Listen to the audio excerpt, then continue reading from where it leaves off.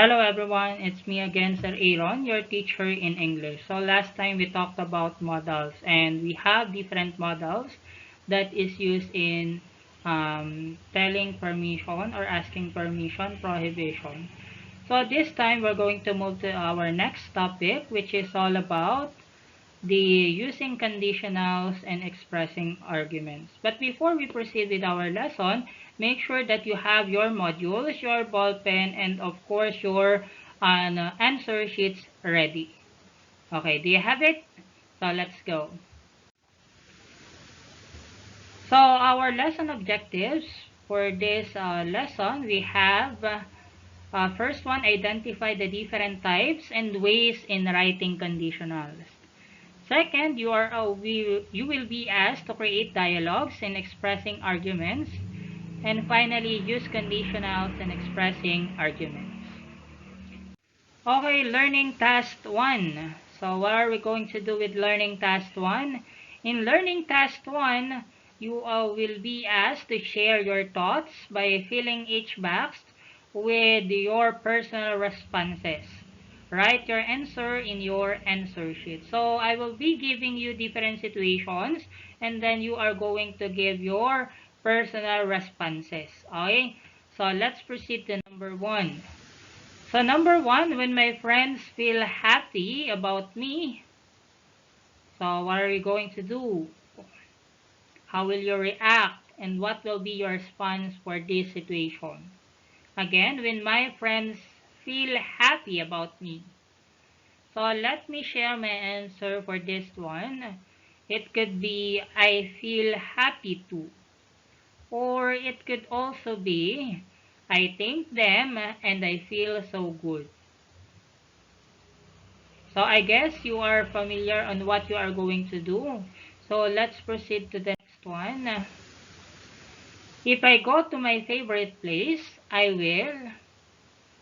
So think of your favorite place. And what are you going to do when you get there? So write your answer in your answer sheets. Make sure to begin your sentence with I will. So just continue this statement. If I go to my favorite place, I will blank.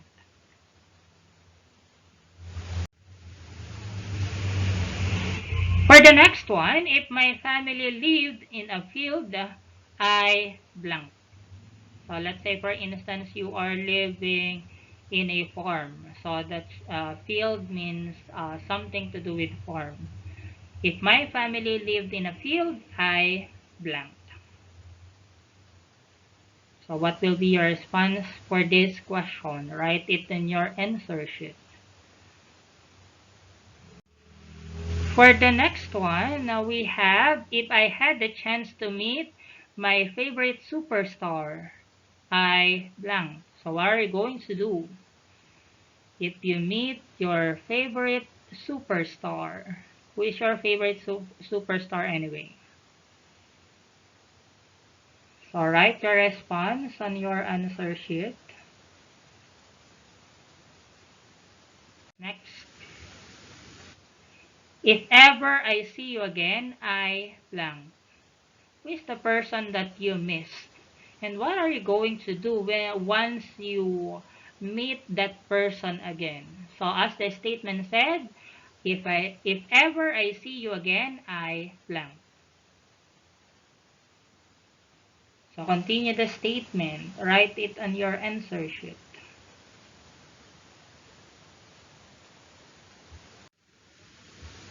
Next.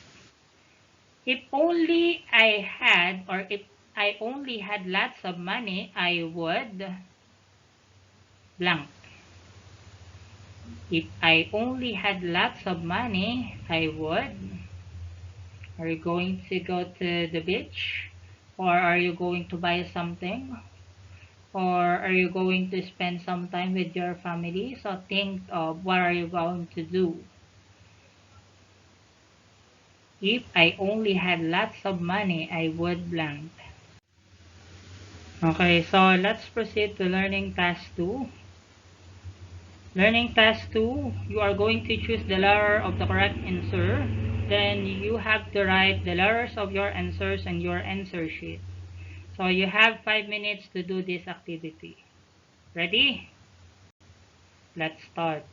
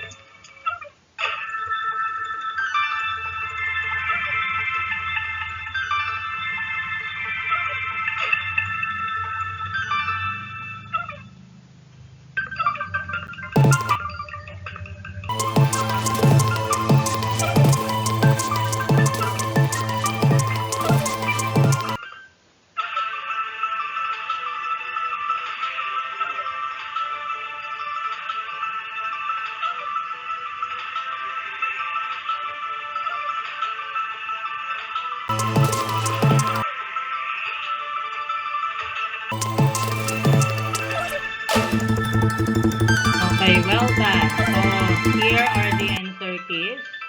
So, let's see your scores. Okay, for number 1, it's A. Check it. Number 2, A. 3B. 4A. 5C. 6A. 7C. 8C. 9A. 10C. 11A. 12B. 13B. 14A. And last number 15 is B. So count the number of correct. So what's your score? Are you done counting it? So remember guys that it's just a diagnostic test, so don't worry if you did not get a high score. So let's proceed to our lesson. Next is learning task 3. For this one, you are asked to answer the following questions. So there are several questions that you have to answer. The same thing, you are going to write your answers on your answer sheets. So let's proceed. First question, what are conditionals? So all the questions that you have answered on learning task 1 and learning task 2 contains the conditionals. So what do you think are the conditionals based on the given activity or the finished activity that we have? Can you think of the definition of conditionals? Next question, what makes up a conditional sentence? So what do you think are the parts of conditional sentence? What compose or makes up a conditional sentence? Third question, how do these types of conditionals differ from one another in terms of its use? So when do we use the first one and the second one?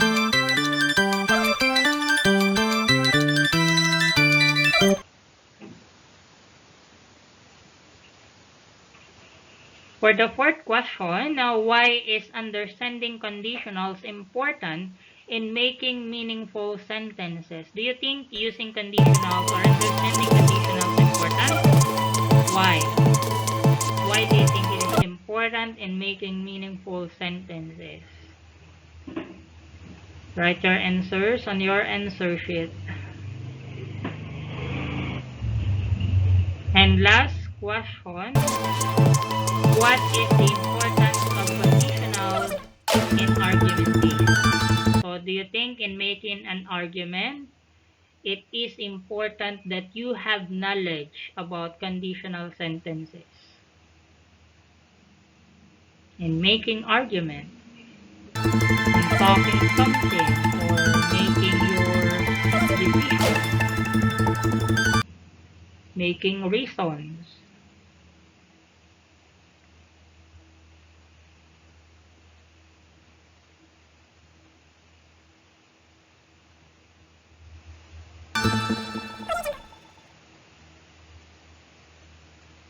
So I guess you are ready for our lesson proper, which is about conditionals. So here is the definition of conditionals. When we say conditionals, these are the statements expressing the result of a particular condition. That is why it is called conditional, because there is a condition that that you are expressing. So another definition, when we say conditional, it is composed of if clause or when clause that is known as the condition, while the main clause explains the result. So these are the two parts or components of conditional statement. The first one, you have the condition, and then the second one, you have the main clause. As mentioned, when we say condition, it contains the if clause and then the given clause. While when we say main clause, that explains the result. So after giving the condition, what is the result? And that is your main clause. Next, when we say conditional statements, this may appear in both affirmative or negative structure. When we say affirmative, that is positive, and then the second one is negative. So both these structures can be presented using conditional statement. So when we say negative, that composed of not. So let's say for instance, I should not, if I could not, if I cannot. So those have the not or negative statement. Then the third one, in a statement, conditionals may appear first before the main clause. So meaning to say, when making an statement, it could be the main clause that comes first before the condition, or the condition first before the main clause. Anyway, if the main clause appears before the conditional, the meaning of the sentence remains the same.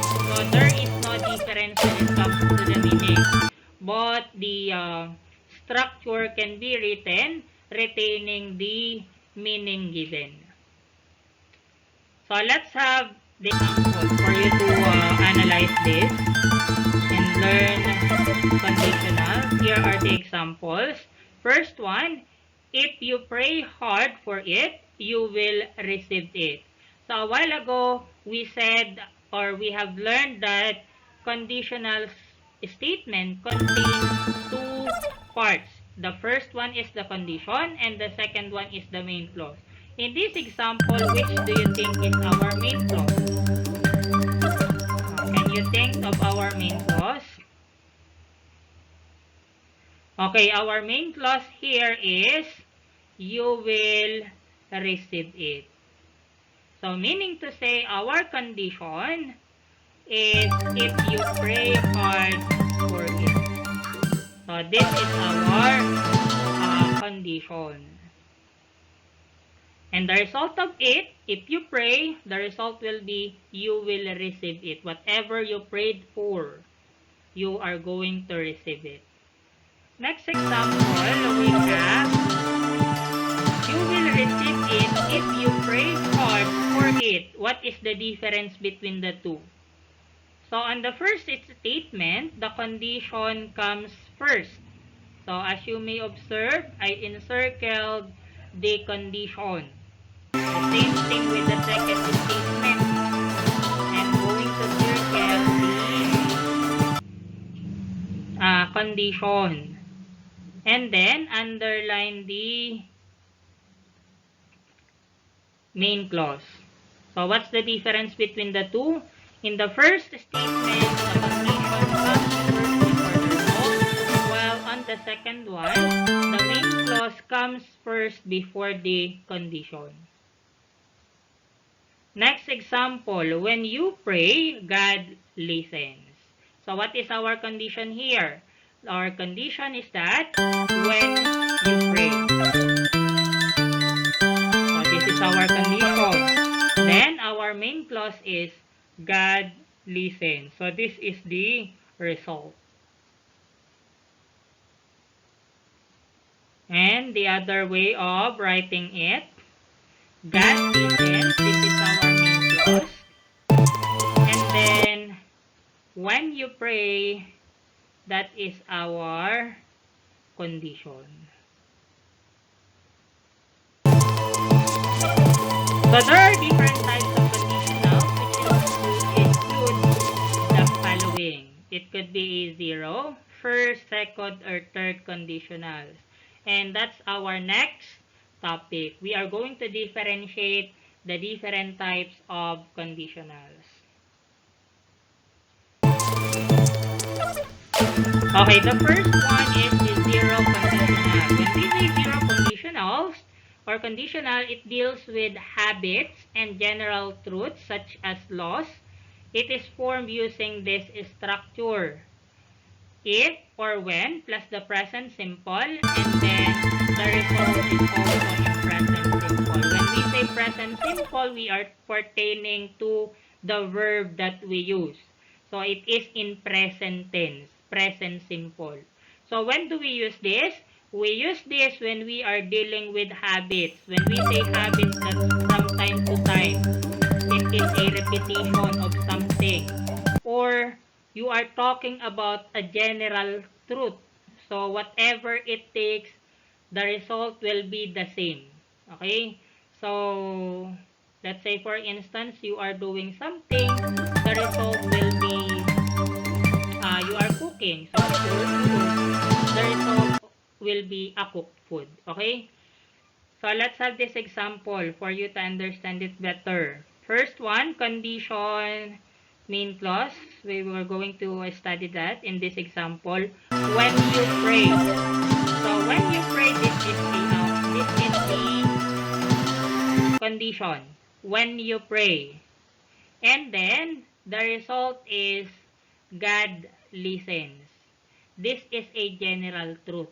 Every time we pray, we definitely believe that we receive whatever we pray. So when you pray, that is the condition. The result is God listens. As you may observe, it is in present tense or present simple. Second example, if you place it in the fridge, the water freezes. So think about it. What happened when you put water inside the fridge? Automatically or generally, the water freezes. So it will not boil because you put it in the fridge. That's what I am talking to you a while ago, the general truth. So that's what's supposed to happen. Then, the third example, the road closes if it is already curfew time. So that is true. That is according to the law. When it is already the curfew time, the road closes. You cannot enter. So, studying this, again, we have our condition. If it is already the curfew time, then the main clause here is the road closes. What is our verb here? Our verbs are closes and it is or is already. So we have here is. As you may observe, both the verb is in present simple. That is zero conditionals. Are you getting me? Let's proceed. 5. Okay, from zero conditional, we are going to move with first conditional. When we say first conditional, it is used in dealing with things that are possibly or likely to happen in the future. So, at present, it is not yet happening, but most probably it is going to happen in the future. Though this type may be formed using unless or as long as soon, or in case, its most common form uses this structure. Still, you are going to begin with the condition, if or when, plus the present simple, but the result you are going to use will plus infinitive. So, let's have this example. First example. So, we have this one. If you don't pass the test, this is our condition, then I will hire you. So, this is our main clause. What have you observed? Look at the verbs used. So, the verbs used is, in the first one, or in the condition is, don't pass. So, that is in present tense. But, as you may observe in this one, on the result, we have the I'll. I'll is the construction of I will. So, meaning to say, I plus will.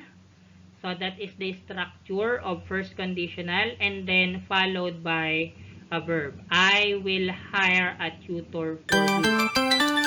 So why is it in the first conditional? Because this thing does not yet or is not yet happening at the current situation.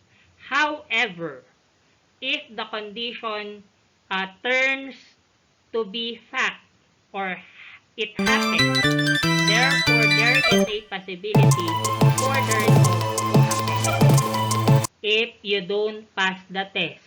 So this is a condition that is not yet happening at this moment. But if this one becomes positive or becomes truth, becomes fact, therefore the result will continue. I'll hire a tutor for you. So let's have the next example. The next example, it's the other way around, or the structure is the opposite of the first one, in which it begins with your main clause. The student will get a scholarship. And then, your condition is if he passed the interview, or if he passes the interview. So, this one, the condition, if he passes the interview, as you may observe, this is in present tense or present simple. If he passes the interview, what will happen if he passes the interview? Then, the student will get a scholarship. Third example. For the third example, when I am done with this. So, what do you think of this statement? Is this the condition or the main? So, that's right. This is the condition. When I am done with this. So, what will be the result? I'll get my car to fetch you. When I am done with this, I'll get my car to fetch you. But if able to finish this, or if I am not done yet, I'm not going to fetch you. So that is what is being implied by the statement. Fourth one, I call your mom unless Jerome admits his fault. So what is our condition here? Our condition is unless Jerome admits his fault. How about the main statement? Okay, that's right. I call your mom. So, again, observe that we have the construction of I will. So, it uses the will, then plus the verb call that compose the main clause. And also your conditional, it is in present simple. Next, I'll stay in the company as long as they need my services. Okay, so in this instance, we are using the form of first conditional unless, as long as soon as, or in case, aside from if or when. On the first three example, we uses if or when, while on the succeeding statement, we use the following form of condition: unless, as long as, or in case. So I'll stay in the company as long as they need my services. And then next is as soon as I receive my salary. What do you call this? As soon as I receive my salary, it is condition for the main clause. Okay, that's correct. This is the condition. What is your clue? We have here the phrase as soon as. As soon as I receive my salary, I'll buy a new phone. So therefore, this one is your main clause. And finally, in case Ara forgets her bag, I'll call her mom to get it. So this one, in case, this shows that this one is your condition, followed by your main clause, I'll call her mother to get it. Okay, so I guess we are done with the first conditional. So before we proceed to the second conditional, let's have a review. In zero conditionals, you are talking about general truth or fact. So it is a repetition, it is a habit, and you are using the present simple in the condition as well as in the main clause. However, in first conditional, there is a probability or possibility that the main clause will not exist or will not exist. It won't happen when the condition does not met. Okay? So, in first conditional, we are using this structure, present simple, and then for your result, we have the will plus your the verb that we are going to use is the base form. Okay, so let's proceed to the second conditions. In second conditional, it is used in dealing with things impossible in the present and are unlikely to occur in the future. It is formed using in this structure. So, how is it differ from the first two? The condition is negative or won't happen, probably not happening right now, and of course, the result will totally or unlikely to occur in the future. It is impossible to happen in the future. Again, the condition set does not happen. So therefore, the results are unlikely to occur. Example, sa first the structure, if plus the past simple, it happened in the past, and then you are going to use would, and then your infinitive or your verb. Example here, if I only pass the test, I would celebrate and party. So our condition here, if I only pass the test. Observe this, observe the verb use, pass. It already happened. So meaning to say, it is finished. You can't do anything about it because it's already in the past.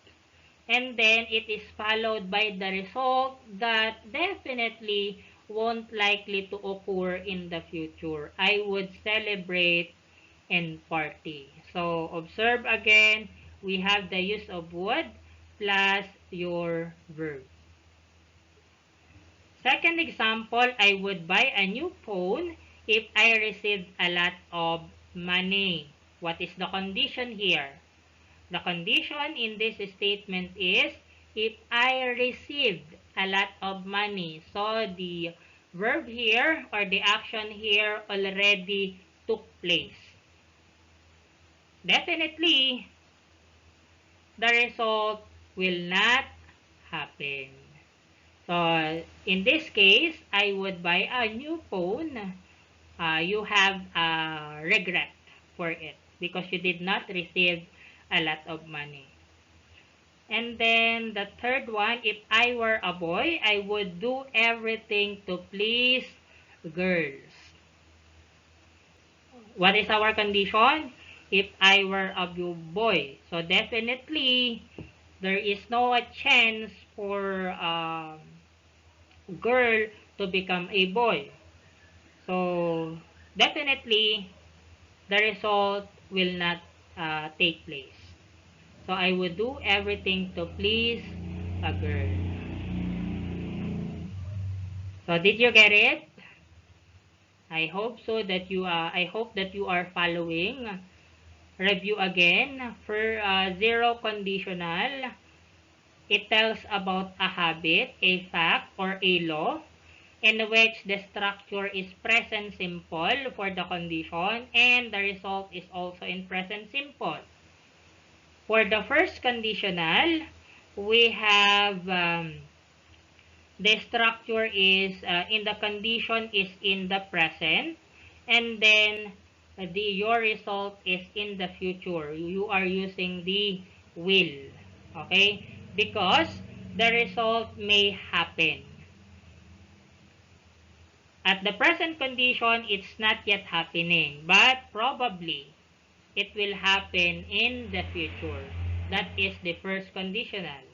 In the second conditional, you are talking about the statement or condition which did not happen in the past. So definitely the result will not take place. Okay, are you getting it? So let's proceed to the last one, which is the third conditional. Third conditional is used in dealing with things or change in a past scenario yielding to a different result. Again, third conditional is used in dealing with things or change in past scenario yielding to different results. It is a form using this structure.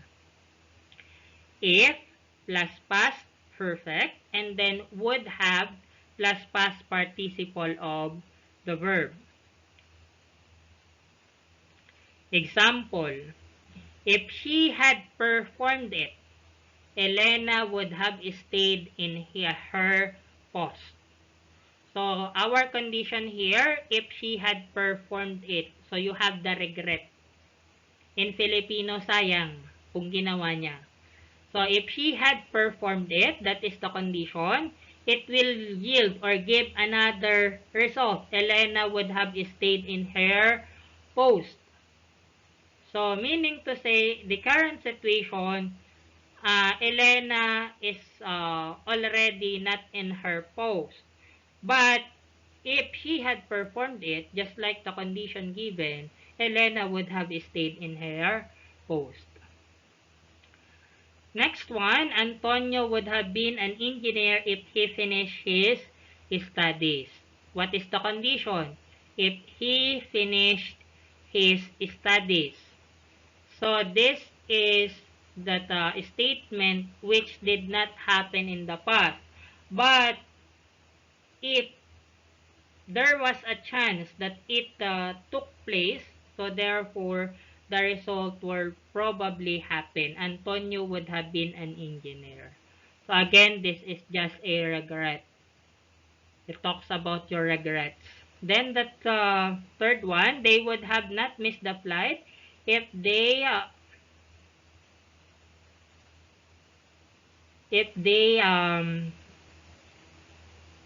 have been arrived on time. Okay, if they have arrived on time.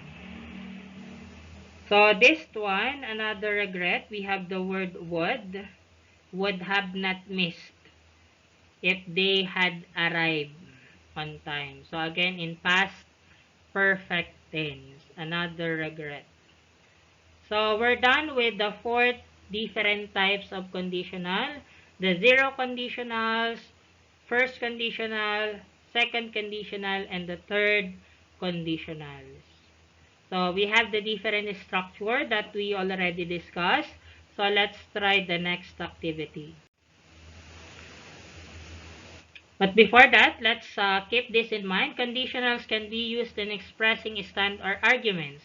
Expressing arguments is helpful in presenting one's reasoning to change one's point of view in a particular topic or issue. So these are the answers on the questions and activity or learning task 3. Then conditionals may be helpful in persuading others to move or act and even change their thoughts. So that's how conditionals are important. So when you are good in making conditionals, therefore you can express freely your stance or arguments. And that is the use of persuading or changing the perceptions of a person with regards to a particular topic. So therefore, conditionals are very important. Okay, let's proceed to learning task 4. So you are to read this. After reading this, you are going to answer the following questions. Okay, ready? Let's start this. Lilia and Wilma are friends. They are both busy doing some school stuff. But last Saturday, they met in a coffee shop. Next Tuesday is holiday. What are you going to do then? Lilia asked. I have a project to finish for my English class. But if I finish it by Monday night, I will be free to go somewhere the next day, Wilma said. That sounds great, Lilia replied. I think my favorite band is coming to City Plaza this coming Tuesday. If I only had saved a little money from my last allowance, I would have bought a ticket, she added. Well, if I won the lottery, I would buy tickets for us, Wilma laughed. Maybe we can just accept Gia's invitation for her birthday party, she suggested. All right, if my mom and I finish the chores in the morning, I can go with you to Gia's party, Lilia said. That sounds great. Let me know what time I can fetch you from your house, Wilma agreed. Okay then, thanks, Lilia affirmed. So, did you get the message of the text? Let's see if you get it. Let's answer the following question. Okay, first question, what does Wilma plan to do on Tuesday? So they are having the conversation. Then what was the plan of Wilma? I write it on your answer sheet. Number 2, why is Lilia regretful? What do you think is the reason? Why is she regretful? Number 3, what might Wilma do if she had won the lottery? Then the fourth one, what do you think is the reason why Wilma laughed when she said it? And number 5, how sure is Lilia that she can go with Wilma on Tuesday? Okay, take your time in answering those questions. Write your answers on your modules. If you think I am too fast, maybe you can go back on your copy, on your modules, the copy of text. Then afterwards, proceed on answering. Okay, you may use the remaining time if you have so much time, 30 minutes or an hour to do this. Just use them in answering those questions. For now, that's all for today. Goodbye and good luck to your lesson. Goodbye, everyone.